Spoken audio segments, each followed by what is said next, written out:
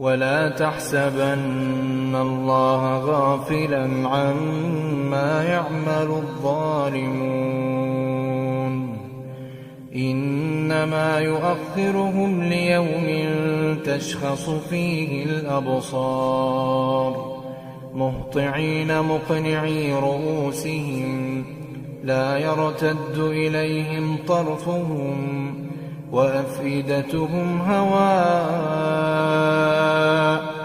அஸ்ஸலாமு அலைக்கும் வரஹ்மத்துல்லாஹி வபரகாத்துஹு. அன்பிற்கினிய என் இஸ்லாமிய சொந்தங்களே, இறைவனின் மாபெரும் கிருபையால் மஸ்ஜித் தௌஹீத் அறக்கட்டளை சார்பாக நாம் தினந்தோறும் ஒரு செய்தியை உங்களுக்கு வழங்கி வரோம்ல.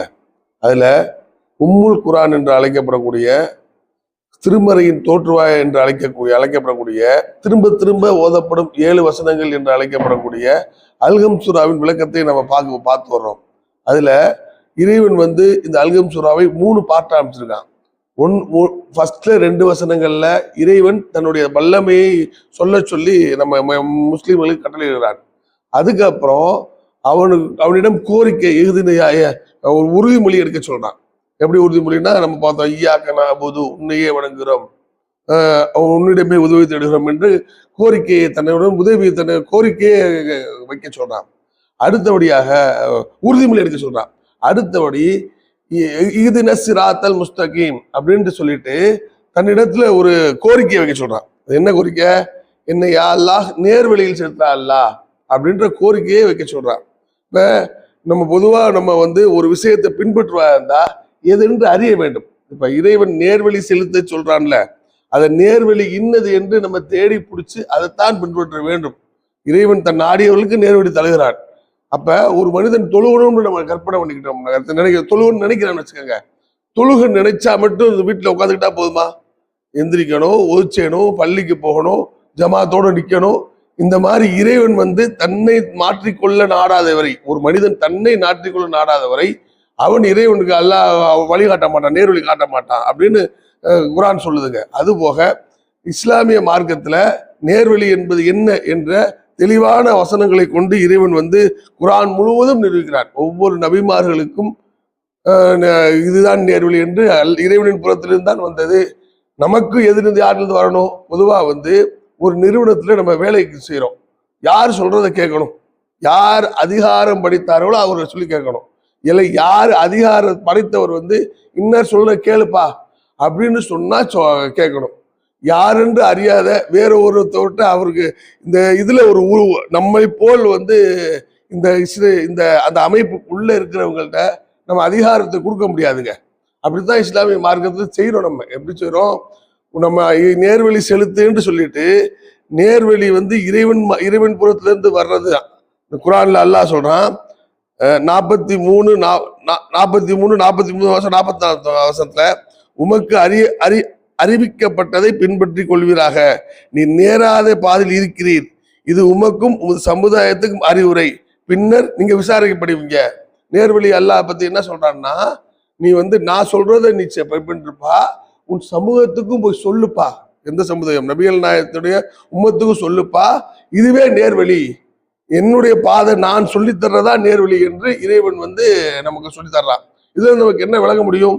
நம்ம பின்பற்றுவதற்கு தகுதியானது இறைவனின் வார்த்தை தான். நபிகள் நாயகத்தின் மூலியமாக இறைவன் நமக்கு தந்த செய்தி மட்டும்தான் நம்ம பின்பற்ற வேண்டும். இதுதான் நேர்வழியா இருக்க முடியும். அதுக்கு போக நம்ம இப்ப எப்படி பின்பற்றிக்கிட்டு இருக்கோம்? ஷேகுமார்கள், முரீதுமார்கள், இறந்தவர்களை புதைத்து வைத்துக் கொண்டு அவர்கள் சொல்வதை எல்லாம் மார்க்கம் என்று கேட்டுக்கொண்டு இருக்கிறோம்.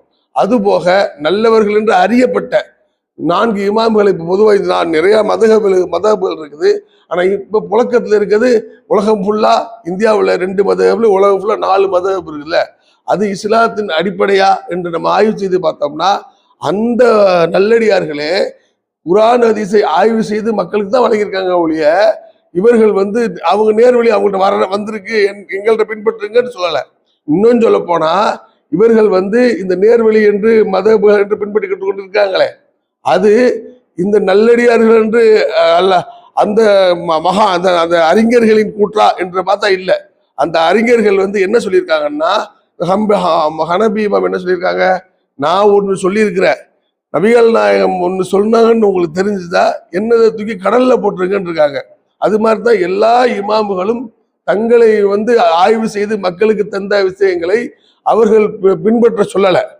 நாங்க சொல்றோம் எங்கள் செய்தியை விட வலிமையான செய்தி உங்களுக்கு கிடைச்சிருச்சுன்னா, நபிகள் நாயகம் இது செஞ்சிருக்காங்க கிடைச்சிருச்சுன்னா எங்களை விட்டுருங்க அப்படிதான் சொல்லியிருக்காங்க. அதுபோக முத்தாய்பா அல்லாஹ் என்ன சொல்றான்னா, இவ்வாறே தமது கட்டளையின் உயிரோட்டமானதை உங்களை அறிவித்தோம். வேதம் என்றால் என்ன, நம்பிக்கை என்றால் என்ன என்பதை அறிந்தவராக இருக்கவில்லை. மாறாக நமது அடியார்களில் நம் நாடியோருக்கு நேர்வு காட்டும் ஒளியாகவும் இதை ஆக்கினோம். நீர் நேரான பாதையில் அழைக்கிறீர். அப்ப யார்கிட்ட இருந்து நேர்வழி வரணும்? நபிகள் நாயகம் குர்ஆன் ஹதீஸ்னா என்னன்னு அறியாத இருந்த நிலையில நான் தான்ப்பா உனக்கு வேதத்தை ஊட்டினோம், உயிரோட்டமான வேதத்தை உனக்குள்ள ஊட்டினோம். அந்த வேதத்தை நீ மக்களுக்கு எடுத்து சொல்லு.